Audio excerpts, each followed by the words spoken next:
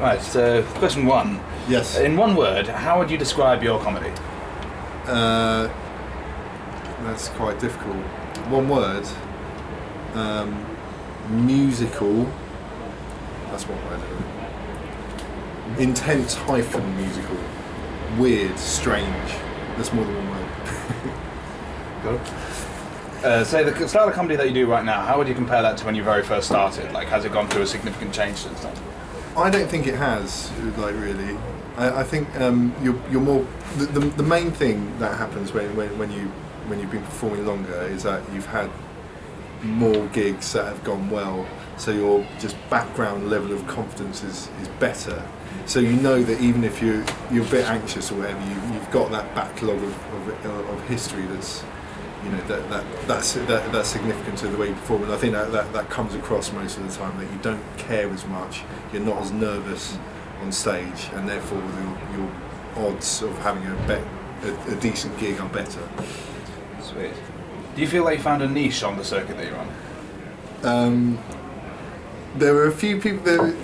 There are a few people that are similar, but yeah, the songs that I do are. I don't think there's. I've seen anyone that's doing similar that kind of stuff. You know, I think I always try and write stuff that's a bit different to what other people are doing, or stuff that I haven't heard, and try to avoid. If I know that someone's done that, then that will kind of put me off doing that subject, if you know what I mean. This next question has been remarked upon by some people as dodgy. Yeah. But I genuinely believe this is something that people consider when they first get started in this. But Yeah. have you ever been concerned about your style either clashing or potentially matching with that of someone else's? Yeah, completely. The thing, because the weird thing is, right, when you're writing stuff, and I think I'm a complete pussy when it comes to like stand up, because I know that I can do well like with a behind the keyboard or whatever, but I've written lots of stand up as well, but and I've always got voices in my head over who's saying it, you know, whether you know this sounds like something that Louis C.K.'s voice or Stuart Lee, you know, or someone else, and that kind of, you know, and even you think of other people like that you've seen on the circuit, you can imagine that person saying it, and that kind of puts me off doing it, because I think I don't want to be, you know, seen as just someone that's doing the same thing as someone else, if you know what I mean. Yeah, this one. I know you've compared TNT a few times, but I know do you do much comparing? Otherwise, I'll ask you these questions. I've done a little bit, yeah. How would you compare comparing a show to just doing a regular spotlight? Not in terms of like how you interact with the audience, but also how you structure the material that you want to work with. Let's wait for that plane. Yeah.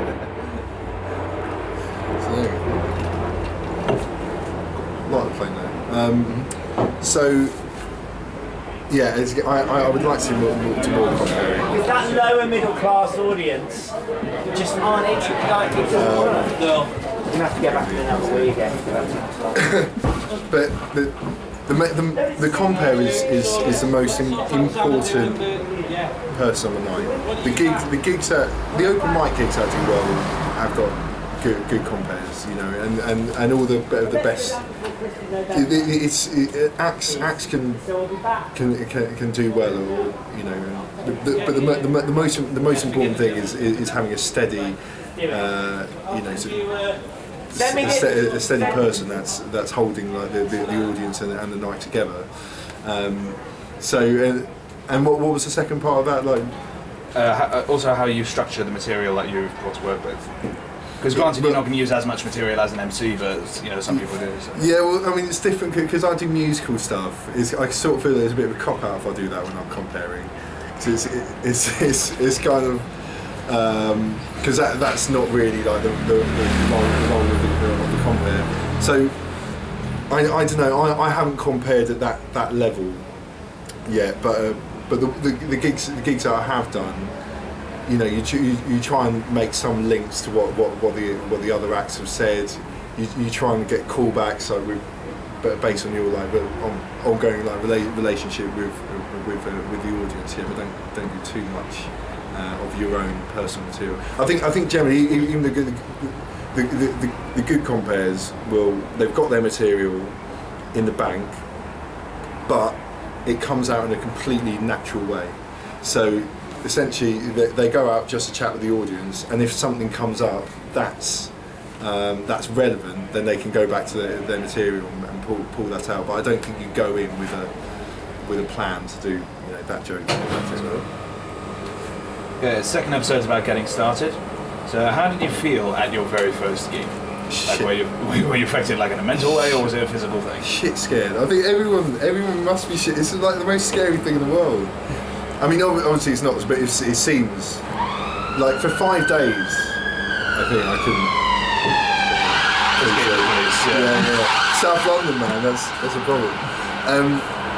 But yeah, for 5 days, because my friends sort of just set me up with a gig. So, and you think, oh, that's far in advance. So it doesn't. Yeah. You think, oh, that's quite far off, so you don't worry about it. But then the days before, and on the day I was mainly like for 3 hours I was sort of pacing up and down, like having a lot of sort of I smoked at the time and just getting very drunk to do. It's really a scary experience. But then the payoff, because I was lucky, the gig went very well, and it was like a drug, so that sort of release of tension. That dampens over time. Yeah. This next question kind of covers both a when context and a how context, but it's sort of when/how. Yeah. Did you realise that this is what you wanted to do?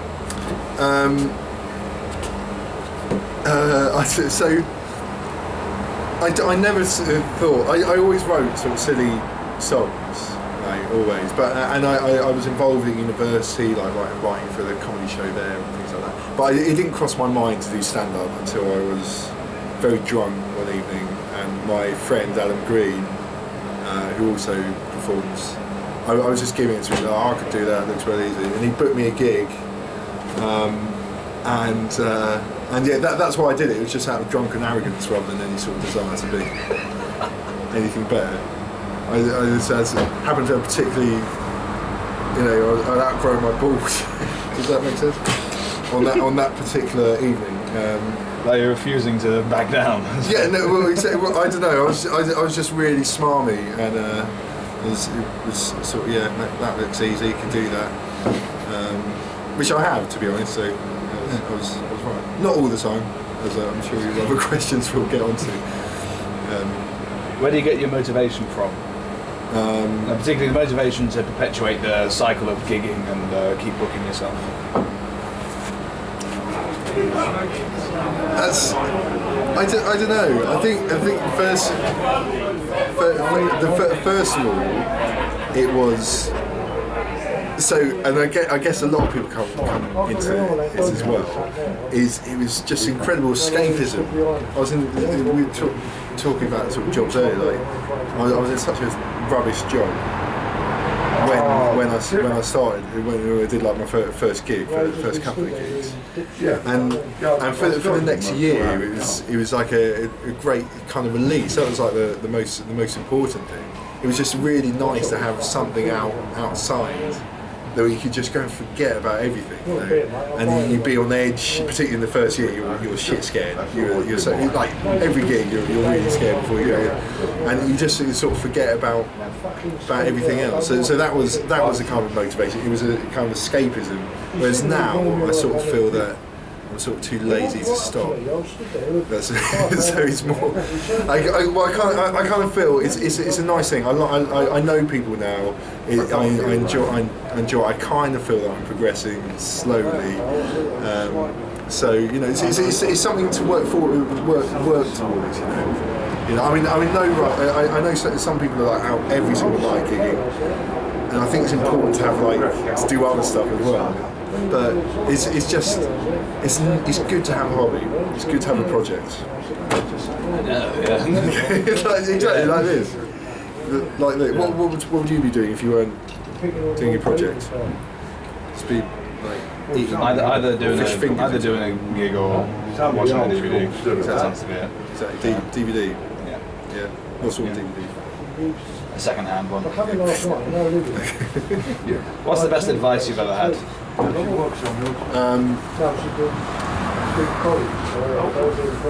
The thing is with advice is that it's true some of the time. There's no sort of 100% advice that works every time. There is a good one. So, like, you know, some people go, oh, you've got to chuck yourself into the deep end. You know, take a show up in Edinburgh in your first year. Some people say wait a few years, you know, before you've got it. Tom Ward said a good bit, which is sort of, which I don't do enough, but I wish I did. Is that he said your material is precious, and you know if it's not a great gig, or if the gig's not going well, don't use your material. Use it as an opportunity just to chat with the audience, because you've got nothing to lose essentially. Whereas you can get tired of your own stuff. So that was quite a good bit. I'm sure there's lots of other stuff as well. But that's something that speaks to mind. Sweet. The next, on to the logistics now. So this is, I guess, a little bit less personal at this point, but how do you manage your time balancing gigs with like everything else that you have to contend with? Very badly. It's awful. I'm always a little bit late for everything, but generally, because I got a full-time job, as you know most people do. Sort of start out, but the main thing, you just book a gig. If you just book a gig, and once you've got them in the diary, you will turn up. You know, you will go and do it, and you'll find a way of just of making sure you get there. I don't really sort of manage my time as such. But I mean, what sort of stuff? How would you manage your time? Yeah, like being a retail job, I've just tried to make sure that I finish each day at 5 o'clock, and that doesn't inhibit me from gigging, and it doesn't inhibit me from just having an evening to relax either. So. Yeah. Well, I'm quite lucky that my job let me kind of leave if I need to leave at sort of 4 and get down to Broadstairs.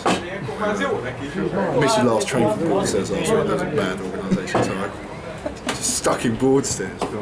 Okay, so next question. I've got a question mark next to this because I'm not entirely sure if I'm going to keep it. So feel free not to answer. Yeah. But how has gigging affected you financially? Probably terribly. But the thing is that the way I say it, it's like doing an activity. So it's like it's doing something you enjoy, and if you enjoy tennis or if you enjoy going to the cinema, you're going to be spending money. But with comedy, there is a greater element that that something could come from it.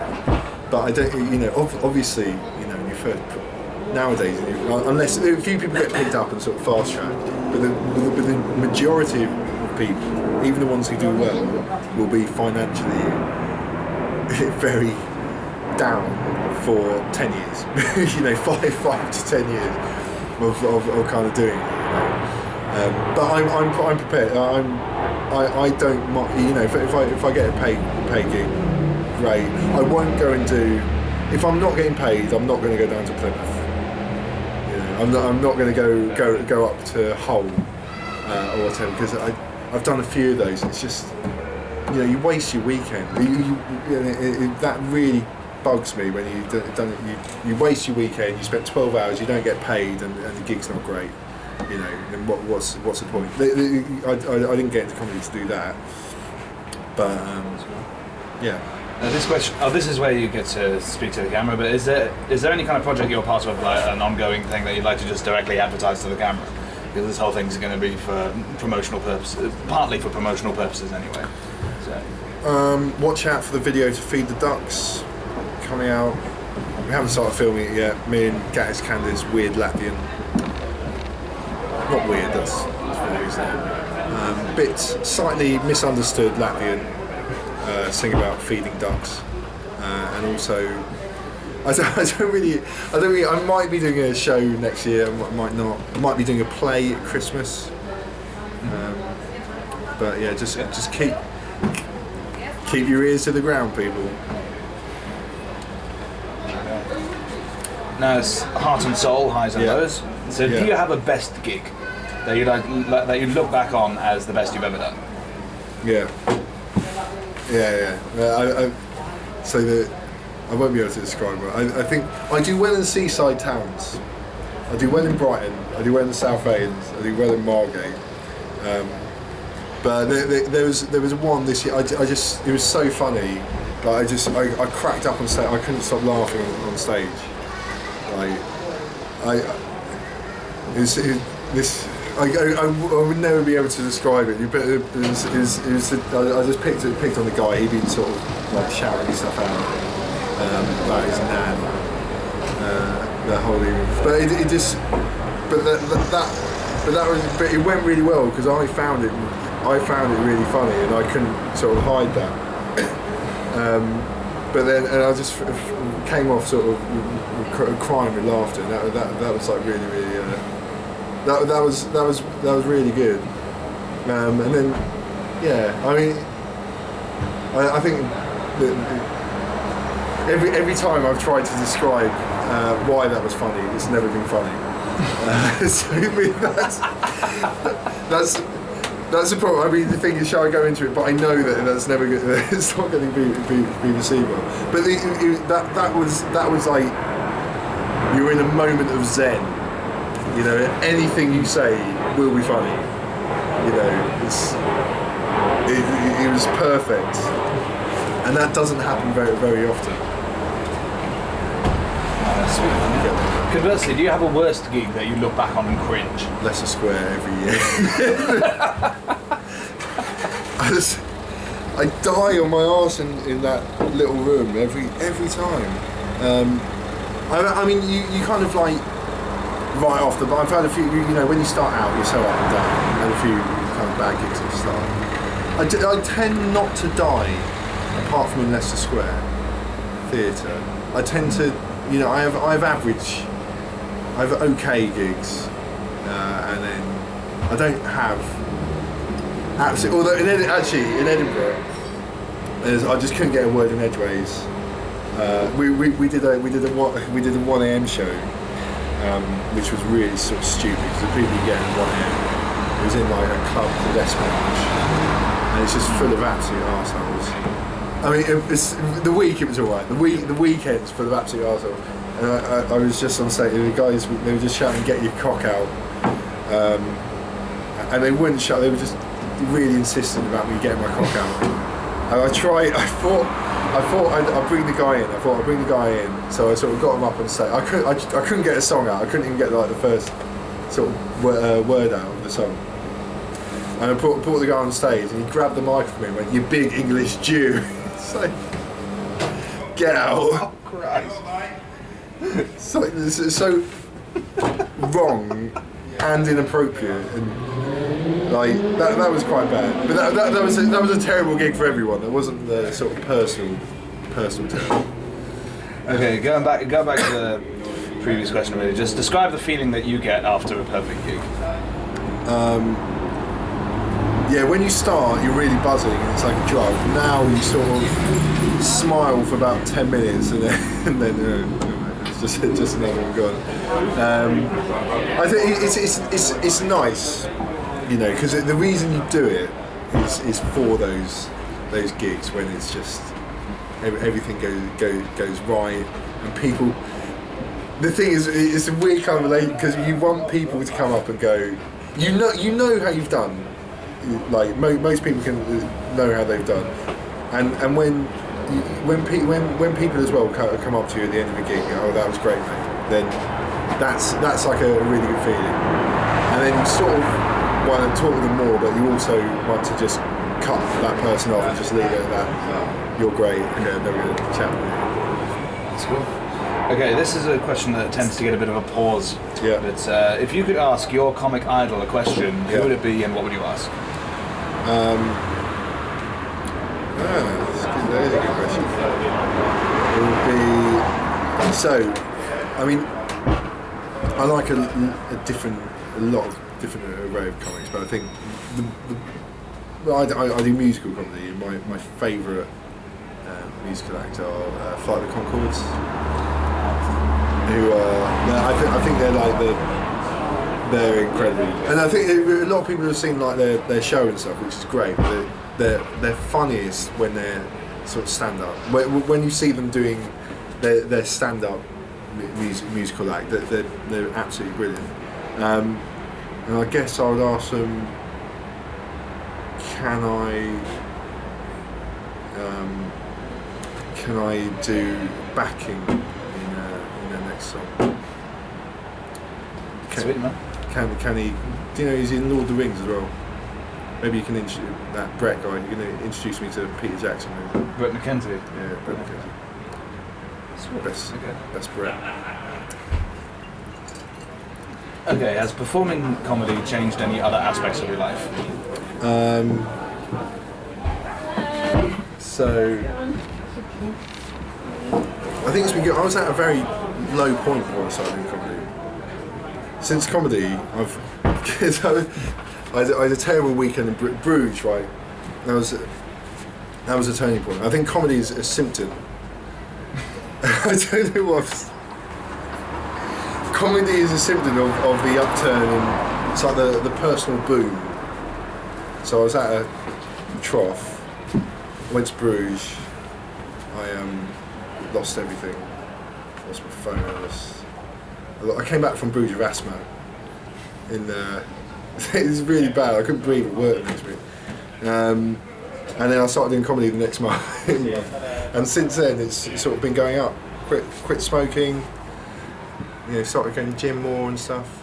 I think it's made me a better person. It's made me better. It's made me... that guy. He needs to try comedy. He needs to try comedy. He's just hit a personal trough right there. He's just done like, the thing Barry does with his, you have like the memory of that, something terrible that happened and you're like, ah. That was that sound. Anyway, it's alright. So I just told him a joke.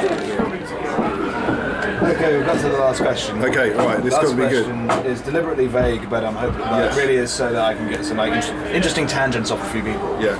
Is it worth it? It's only me, you and Ed's just gone to the toilet, I'm coming with you.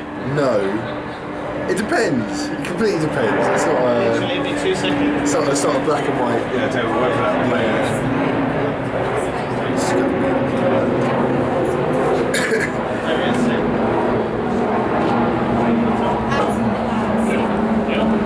Taking its time, isn't it?